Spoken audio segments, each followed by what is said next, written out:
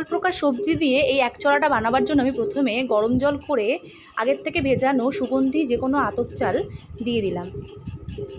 এবার সন্ধব লবণ ও চেরা কাঁচা লঙ্কা দিয়ে ফুটতে দিলাম।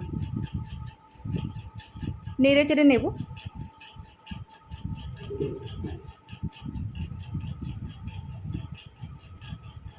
চালটা একটু সেদ্ধ হয়ে এলেই সব সবজিগুলো দিয়ে দেব।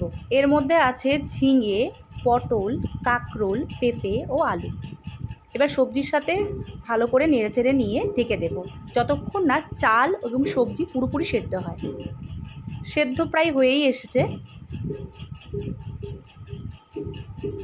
এবার গ্যাসটা কমিয়ে জলটা শুকোতে দেব। একটু মাখা মাখা হয়ে এলে ঘি এবং কাঁচা লঙ্কা দিয়ে আর একটু নেড়েচেড়ে নেব।